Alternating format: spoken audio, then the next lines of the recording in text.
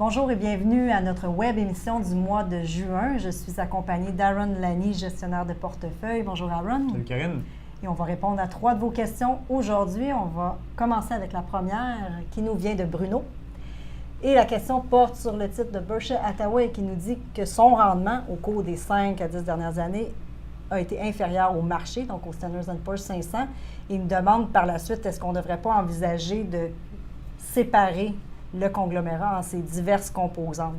Premièrement, Aaron, pourquoi qu'on pense que le titre a sous-performé le marché ces dernières années? Il y aurait 2 raisons à ça. Premièrement, Buffett, il gère un portefeuille d'actions et ce portefeuille-là a d'actions publiques, là? C'est ça, des portefeuilles d'actions publiques d'entreprises qui sont matures, pas beaucoup de croissance, comme Wells Fargo, Coke, IBM aussi, qui n'a pas très bien fait. Donc, ce portefeuille-là aurait sous-performé l'indice. Puis, deuxièmement, c'est tout simplement qu'il n'a pas réussi à tout redéployer le profit de ses filiales dans des nouvelles business privées. Mm-hmm. Le capital est rendu au-dessus de 108 milliards, genre, okay. Quelque chose comme ça.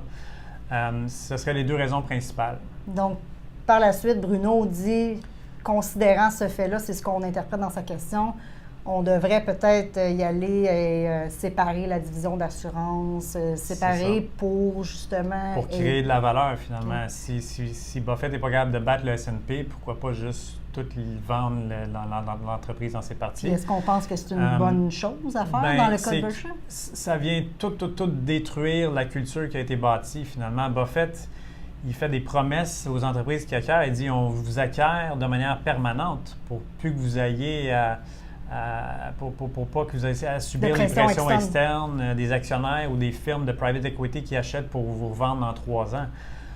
Alors, tu viens tout briser le modèle. Mais est-ce que ce modèle-là, étant donné que Buffett est quand même âgé, est-ce qu'il va continuer à bien allouer? Est-ce que la relève, finalement, est là pour assurer cette continuité-là de performance? La seule circonstance où ça ferait du sens de tout vendre l'entreprise, c'est s'il n'y avait aucune relève.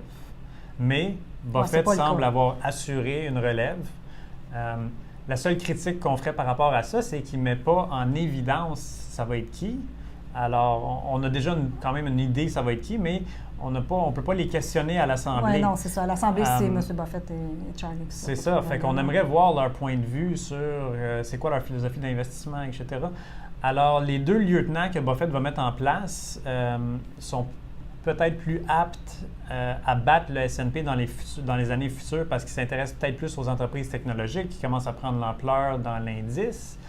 Fait que ça peut être des facteurs aussi. Nous, on n'envisagerait pas... En ce moment, on serait contre une séparation.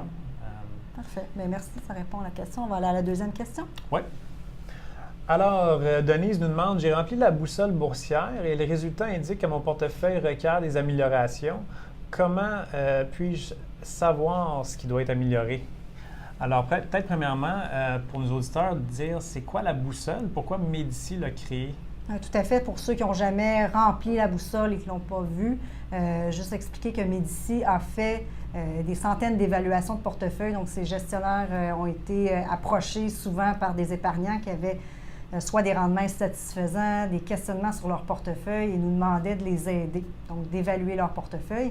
Et on s'est rendu compte que beaucoup de gens sont occupés, n'ont pas nécessairement les connaissances et ont besoin un peu d'outils, de questions à poser à leurs conseillers. Finalement, la boussole, c'est tout ça. C'est une liste de questions pertinentes pour rapidement arriver à un diagnostic. Donc, ça prend combien de temps? En 10 minutes, Denise a rempli les questions et elle arrive à un diagnostic qui lui indique que ça requiert des améliorations. Et autant où on le fait pour les évaluations de portefeuille, on est accessible pour l'aider à comprendre où sont les lacunes. C'est sûr qu'il y a plusieurs questions, Aaron, qui parlent d'eux-mêmes, que ce soit sur les frais, parce qu'on regarde le côté professionnalisme, aussi le mode de rémunération, mais aussi le côté stratégie d'investissement, c'est quoi la composition du portefeuille, les décisions d'achat, de vente et tout ça.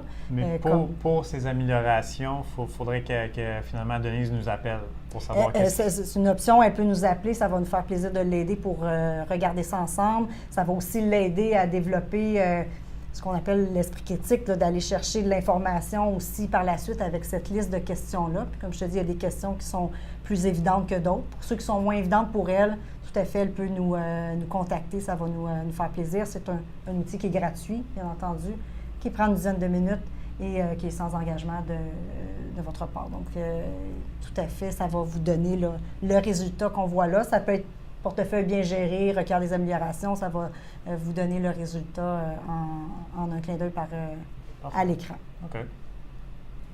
Dernière question. Oui.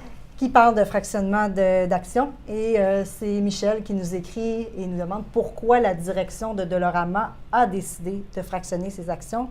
Avant, Ron, je vais te demander d'expliquer finalement, parce qu'on a eu beaucoup de questions sur le fractionnement d'actions, ce n'est pas la seule. Parce qu'on voit un impact, on dirait les gens pensent qu'il y a un impact financier positif, donc peux-tu expliquer c'est quoi l'impact du fractionnement? Je vais essayer de l'expliquer de manière simplement, Karine, en te posant la question suivante. Est-ce que tu aimerais avoir une action qui génère 3 $ de profit ou 3 actions qui génèrent 1 $ de profit? Là, je calcule, mais j'arrive au même résultat. C'est ça, c'est exactement la même chose. Peu importe. Alors, pourquoi que la direction décide de fractionner si ça ne crée pas de valeur?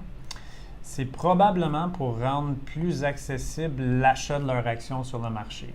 Fait que quelqu'un qui a, par exemple, qui voudrait acheter une action de Constellation Software, mais qui a seulement 500 $, ben, il ne pourrait pas se le permettre. Mais ça me fait penser à Ron, justement, quand on parle de constellation et de fractionnement, qu'on est allé... une des assemblées qui avait un investisseur qui s'était levé. Mark Leonard a reçu la question d'un investisseur autonome dans la salle. Il a dit « Pourquoi vous ne fractionnez pas vos actions, M. Leonard? » Puis il a dit « Ben, ça permet... » Il était poli. Dans le fond, il était poli. Tout à fait. Mais il disait simplement, ben ça permet de suivre l'évolution du cours boursier plus facilement si tu ne fractionnes pas tes actions. Puis pour nous, quand on analyse une entreprise, c'est plus facile de regarder les résultats historiques. On n'a pas à apporter des ajustements sur le nombre d'actions. Ça fait que ça crée moins de bruit. Il avait mentionné aussi qu'il ne veut pas faire par exprès pour attirer aussi les gens qui ne veulent pas investir à long terme. Si on rend le titre plus liquide, plus accessible, il y a des investisseurs qui peuvent finalement trader de façon à court terme le titre de l'entreprise. C'est Donc, finalement, le fractionnement ne crée pas de valeur, il n'y a pas d'impact financier. C'est la même. Votre quote-part de l'entreprise ne change pas. Bon, bien merci, je pense que ça répond à la question. Alors, merci beaucoup de nous envoyer vos questions. On vous encourage à continuer à le faire, soit sur notre site web, par Facebook.